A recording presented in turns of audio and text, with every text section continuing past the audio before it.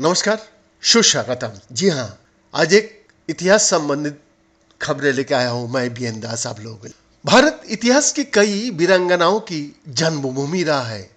अमृतसर के पास के गांव में जन्मी माई भागो उनमें से एक है। वो इतनी बहादुर थी कि एक बार 10,000 मुगल सैनिकों ने उनसे लड़ने की बजाय युद्ध के मैदान से भागना सही समझा। माई भागो की वीरता और दृढ़ता इस तरह की थी कि गुरु गोविंद सिंह सिखों की 10वीं गुरु ने उन्हें अपना अंगरक्षक नियुक्त किया। आइए जानने की कोशिश करें पहले सिख महिला योद्धा कहीं जाने वाली भाई भागो को यानी कि माई भागो का इतिहास। माई भागो की 2 पीढ़ियां गुरुओं की सेवा कर चुकी थी। बचपन में उन्होंने गुरु अर्जन देव की शहादत और गुरु हरगोबिंद पर सेना को हमले की खबर सुनी थी। गुरुओं और सिखों के खिलाफ राज्य सरकार के हमले के बारे में परिवार में अक्सर चर्चा होती थी। इस सब का असर ये हुआ कि माई भागो की निर्णय लिया कि वो सिखों के खिलाफ हो रहे अन्याय को रोकने के लिए अपना कर्तव्य निभाएंगे। जैसे जैसे वो बड़ी हुई उनके मन में ये विचार और मजबूत होते गया। 1699 में जब गुरु गोविंद सिंह ने खालसा पंथ की स्थापना की तो माई भागो भी आनंदपुर साहिब गई।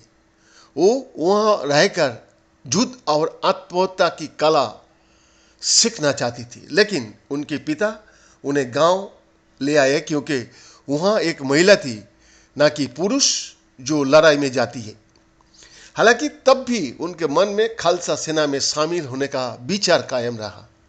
सिख मिशनरी सोसाइटी यूके की रिपोर्ट के मुताबिक गांव लौटने के बाद माई भागो ने मार्शल आर्ट खासतौर से भाले का इस्तेमाल सीखना शुरू कर दिया। पास का जंगल में जाकर वो भाले से पैरों को छेदने का अभ्यास करती रही। इस दौरान मुगलों की सेना ने आनंदपुर की घेराबंदी कर दी थी। उस समय क्रूर मुगल बादशाह औरंगजेब का शासन था। उसने शरिया कानून वापस लागू कर दिया था। वो खासतौर से सिखों के खिलाफ था क्योंकि सिख धर्म में पुरुष और स्त्री को बराबर का दर्जा दिया गया था, जो औरंगजेब का विचार का विरोध था। औरंगजेब ने गुरु गोविंद सिंह के खिलाफ एक विशाल सेना अभियान चलाया। 1704 मुगल सेना को गुरु को पकड़ने के लिए आनंदपुर भेजा गया।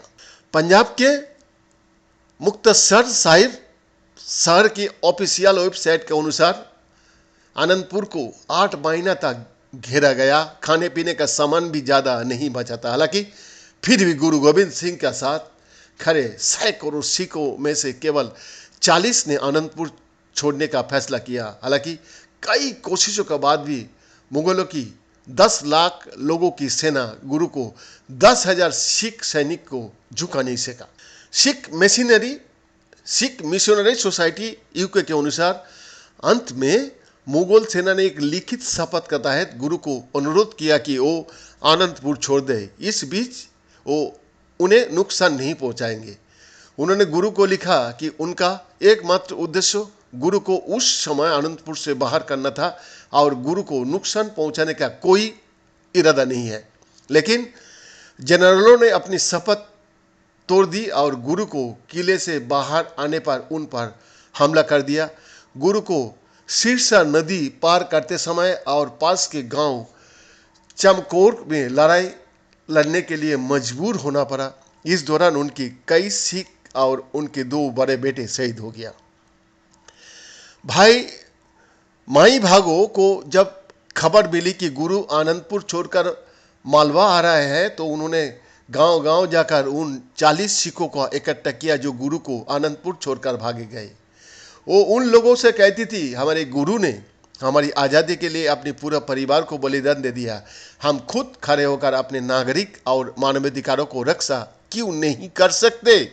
इन बातों ने उन 40 सिखों को इतना प्रभावित किया कि वो माई भागो के मुगलों के रोकने के लिए अभियान में जुट गया। जी हाँ, माई भागो ने खिदराना डीडाओ वर्तमान में मुक्तेश्वर झील पर मुगलों के सेना को रोकने की योजना बनाई। दरअसल ये झील आसपास कई मील तक पानी का एकमात्र स्रोत था। जब गुरु का पीछे करते हुए मुगल सेना झील पर पहुंची, तब तक माई भागो और उनकी टुकड़ी ने जवाब देने के लिए झील की चारों ओर खुद को तैयार किया हुआ था। ये था माई भागो का एक वीरंगना महिला की कहानी। बिहार का रिपोर्ट।